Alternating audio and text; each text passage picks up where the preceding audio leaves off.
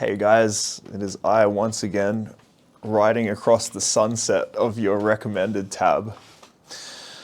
So today I want to make a video to address what I think is a genuine societal and economic issue that is certainly prevalent in my country, but probably around the world. And I'm going to give it to you in the context of an anecdote from an experience I had today. So at the moment, I am writing an album and I'm sort of in a weird twilight zone where I basically teach guitar, go to the gym, and hang out with my friends occasionally, like twice or three times a week.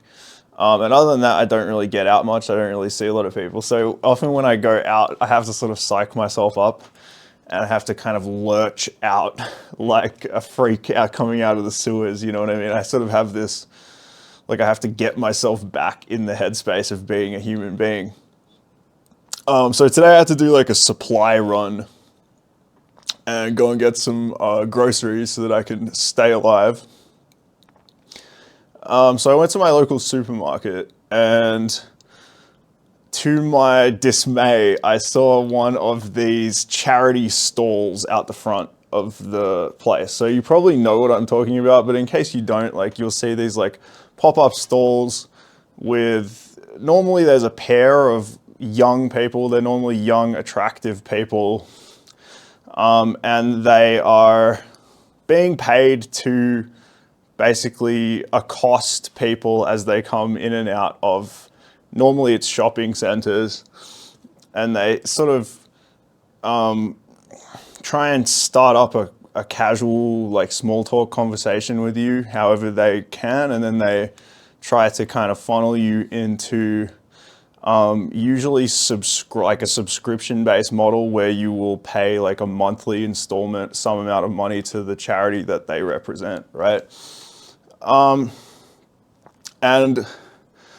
a lot of people, I think, find this really off-putting, including me, but I think it's like complex exactly what's happening here that is making you uncomfortable, and it can feel a little bit, it's not really clear whether it's a good thing or a bad thing, or if it's like a you problem, you're just being selfish, or if it's a them problem because they're just like a, you know, greedy or unethical charity organization or whatever.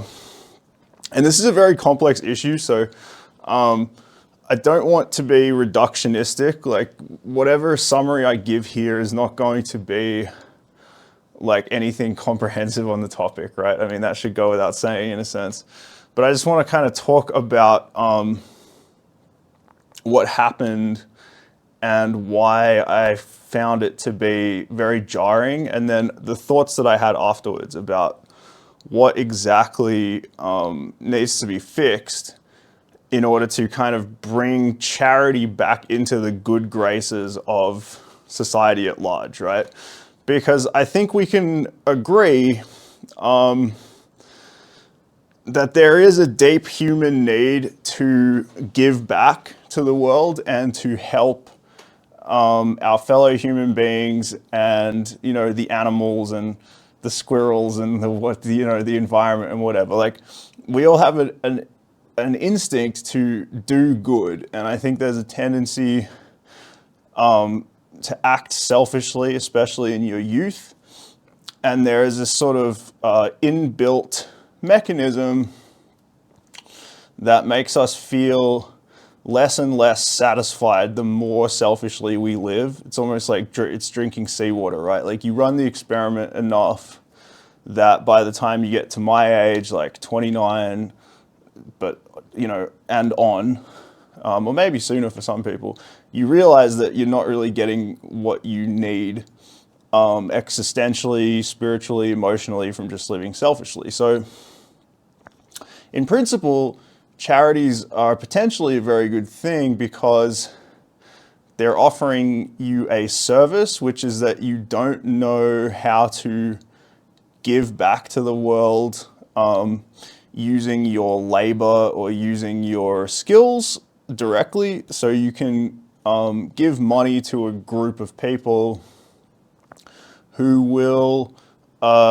spend that money wisely, and you feel better. You kind of check that box in your mind of sort of giving back to the world.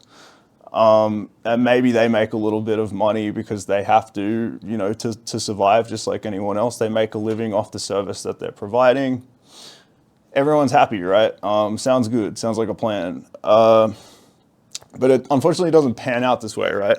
So it starts with, a recognition when you're accosted by these people, that they are being paid.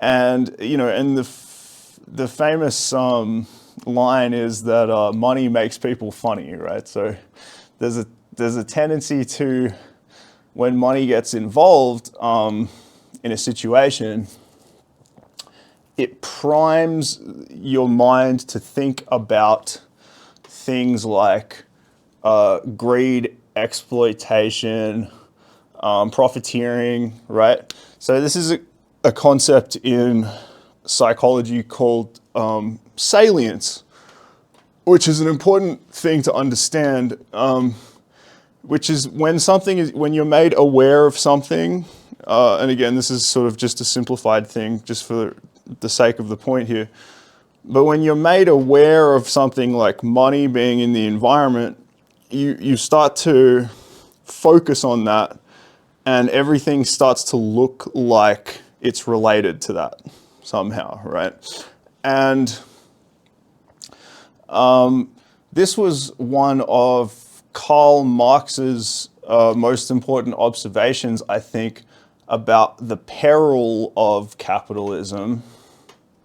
And it's okay if you don't really know a lot about Marx. I don't either, to be honest.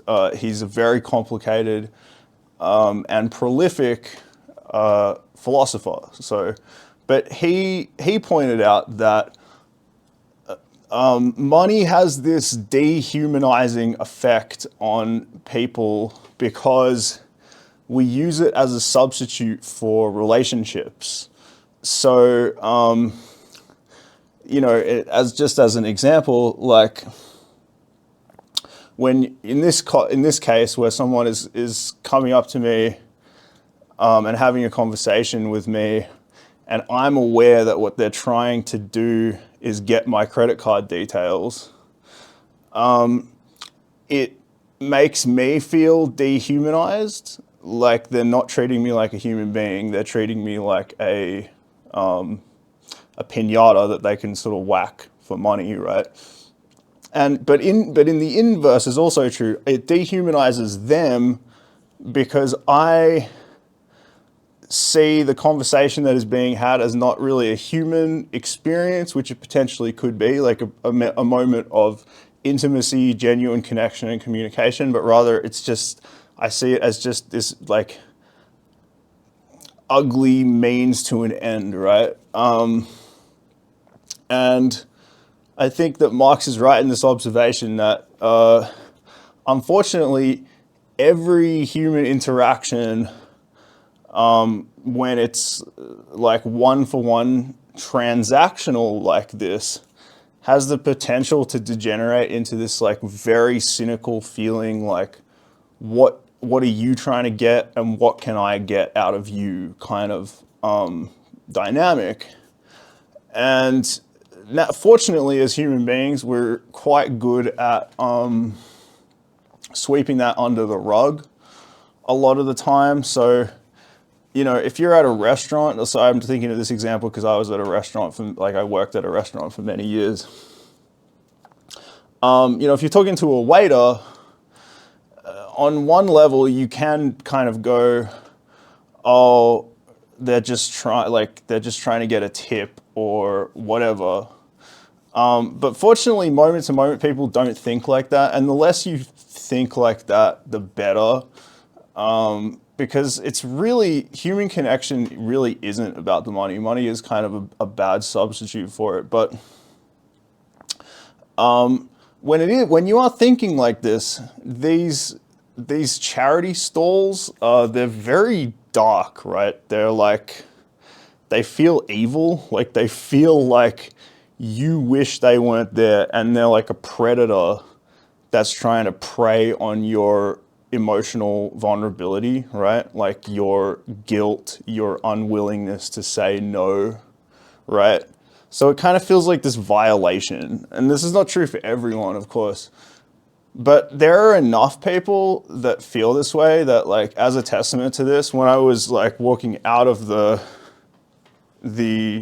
supermarket, I felt a sigh of relief because they were talking to someone else. And then I noticed that the line of trolleys, you know, there's like you sort of push your trolley into a big stack of trolleys that are lined up along like that. A line of trolleys had appeared behind that line, far away from where these people were, so that people didn't have to interact with them again as they returned their trolley, right? So there were all these people who were obviously, like me, just felt uncomfortable about their presence. And again, you know, the reality is, like, although they might characterize it in terms of like justifying it to themselves, that's because the people who are avoiding them are like being greedy or selfish or something. There's an understanding among people who are like savvy, who are clued into economics, and again, like really capitalism. Like if you look at this from a Marxist perspective, that charity organizations are not exempt from profiteering, like, at all. Okay, so these people who are standing there are being exploited for their labor just like anyone else. So they're getting paid an amount, but they're getting paid less than their labor is producing in value for someone above them who has hired them, who's getting paid more. And then all the way at the top, there's someone who's getting paid a lot, right? A CEO or a CFO, you know, a head honcho of the charity who is probably making, you know, $200,000-$300,000 a year, potentially, not in all cases, but almost always there's someone, you know, a CEO of some sort with these organizations who's getting paid a mozza. And then there's also a lot of money that gets reinvested into the marketing, right? So, you know, the stalls, the whatever deals they organize with the supermarket so that they can like park themselves out the front of them. And then, but also, like, if you sign up for one of these things, because I'm sure most of us have at some point, right? Whether it's like the Red Cross or something, like one of the more like above board ones. Even once you've signed up, they will send you like a color printed letter that says, you know, like if you're supporting the koalas, save the koalas or something, it'll be like, you know, Billy the koala says thank you or something. And you're like, well, I wish you would have just spent the money on Billy the koala rather than like color printing this letter and sending it to me and like thousands of other people, right? And because it's a subscription model, you know, they won't just take cash, like they won't just take money from you. They demand this recurring payment thing, which again, from the perspective of a business model, makes sense. Like more and more companies online and stuff are doing subscription-based stuff. But then they make it difficult for you to cancel. So you have to like, usually you have to call a number, which is again, there's a whole call center of people that they're paying every day. You call them, you say, look, I don't want to give to your charity anymore. Maybe you don't have the money, or maybe you've found out that they're spending your money frivolously. And then they try and talk you down and they're like, no, come on, just give us less, right? It's this like very icky feeling. The whole thing just feels gross to me personally, from personal experience. And, you know, I've had some like traumas around it as well, which is why I think it really like grinded my gears today, where the feelings that I was having of like shame and like all of this stuff, I was like, this is like actively a bad vibe. I don't like anything about this. And so what I would describe that happened to me physiologically as a term that I'll call amygdalation. So for people who don't know, your amygdala is this like little module, I guess you would say, at the base of your brain, or near the base of your brain, that regulates fear, memory, emotion, and decision making. And so it's this kind of it's like a regulator unit that if you get if you feel threatened, it puts you into fight or flight. So it means that you make much more like baseline reptilian decisions rather than being able to do like higher order thinking. And I call that amygdalation, where you sort of become like a dummy, almost like a deer in the headlights. Like you just decide, am I going to fight or am I going to run? Those become your options. You don't get to like be a good person, quote unquote. All of that sort of goes off the table when you've become amygdalated. And that happened to me. And I was like, what's wrong here? Like, this is not how charity should feel, right? Now, I think as an individual, because you know this channel, I always try to make it about what is an individual supposed to do about this like society-wide problem to make it better for themselves.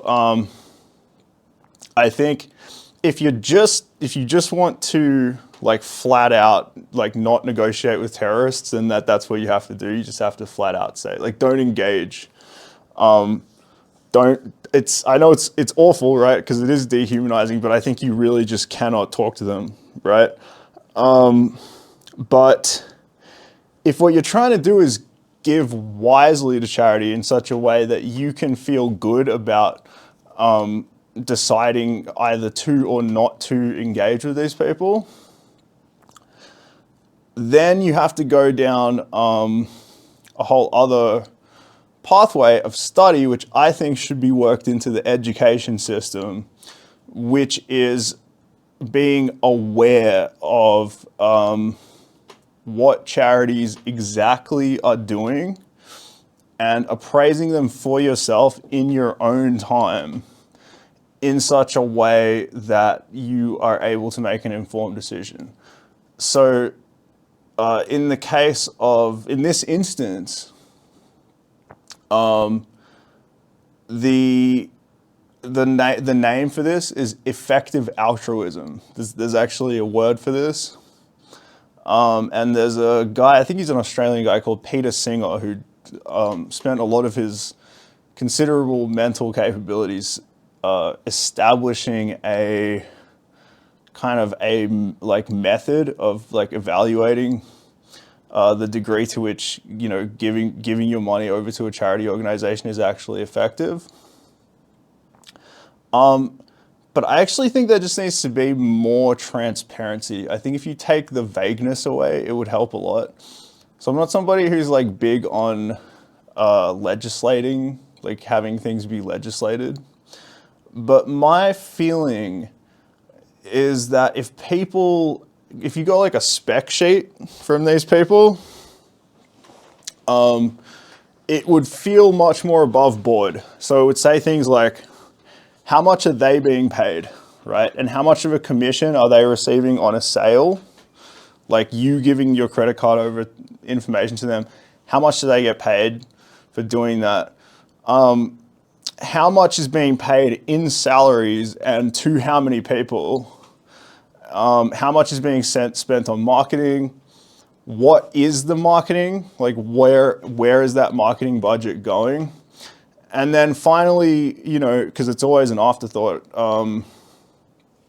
where's the charity money going? Like, if you're trying to stop golden retrievers from, jumping in rivers or something, what are you doing? Are you building fences around the river?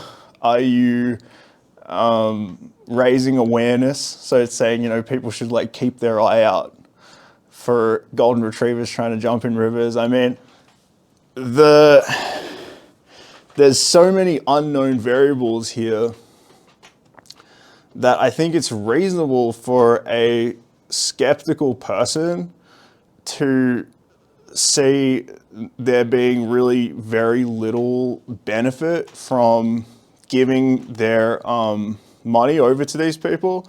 And furthermore, that they're sort of capitulating to them, right? That they're like perpetuating this cycle of like coercion and like trying to make people feel guilty and uncomfortable as a way of trying to exact a profit from them. Like that's probably not a business model you want to support, right? So the way I think about it is like you should probably, like if they had like a label, like a thing that's really told you everything you needed to know, I think that would be much better. And the reason that I think it might have to be legislated is because in principle, that is how you should actually be marketing yourself as a charity, right? You go, we are the most efficient way for you to do good with your money. If you give us X amount of money, we will make the most of that. We will do the most good with that relative to anyone else in whatever domain, right? Whether it's cancer research or environmental protection or whatever it is, they can kind of go, we are the best in class because of X, Y, or Z reasons. But unfortunately, when that's not mandatory, when transparency is not mandatory, the only way for companies to be, or I say companies, the only way for charities, which really are a form of company, the only way for those charities to kind of flaunt that they're so efficient is by pumping money into their marketing budget, right? And sort of getting the word out on the street that somehow that they're more efficient, they're spending their money more efficiently than their competitors, which of course they're not going to be because they're spending it on a marketing budget, right? To make themselves seem more transparent than others. So yeah, I think this is also a problem with the education system. Like there are a lot of things like this. Like I spent a lot of time as a high schooler learning about Pompeii and Herculaneum in ancient Greece and like they had graffiti back then. And while I was learning about how they had graffiti back then, I was not learning about paying taxes or how to like do basic like home repairs that will save me thousands and thousands of dollars of call out fees for like tradesmen. And in this case, I don't know how to verify anything about these charities that are accosting me as a kid coming out of school. So I have to go and do my own homework about this. And again, people get worried. They're like, oh, well, we don't want the school system telling you like where you should give your money, like which charities you should give your money to. But it's not about that. It's the same logic that you would apply to a company, right? A company is not necessarily going to have ethical business practices, right? Companies operate under the same pressure. It's the same concept. If they want to turn a maximal profit, then on paper they should cut as many costs as possible, which means they should do not entirely, but they should do a lot of unethical shit in order to get themselves over the line of maximal profit. And the only way to counteract that is if they have if the product that they're selling to the consumer is that they are an exceptionally ethical business. So if they're an exceptionally ethical business, then you should buy their product instead of someone else's. But there's no way for the consumer to know that without some kind of regulation, meaning there's a bare minimum that these companies have to give to the consumer. And then there also has to be a bare minimum to which the consumer is educated enough to make decisions based on that, right? Just like nutritional information in foods. Like if you just look on a box, there's it tells you per 100 grams or per serve or whatever, there's this much of this and this much of that. And it contains, glysorpic acid or whatever, I just think it's so unfortunate that we're in a situation where charity is a bad vibe. That's kind of fucked, right? So I feel like something needs to be done to fix that. Okay, so a bit of a rant today. I understand it's not, probably this video isn't for everyone. Hopefully it's for someone, definitely for me, as always. I feel like I need to get this kind of this off my chest and just point out to the world that this is a thing, right? This is a problem. This is a real fucking problem. I am, amenable to being charitable. I want to help the world. I want to give back. So why is it that 90% of my encounters with charity organizations leave a bad taste in my mouth? I'm willing to take some responsibility for that, but I feel like it's indicative of a pretty big social problem that I think we need to think about and think critically about as it pertains to us as individuals. All right, well, I send you my love as always, and hopefully we've fixed all the world's problems. All right, farewell.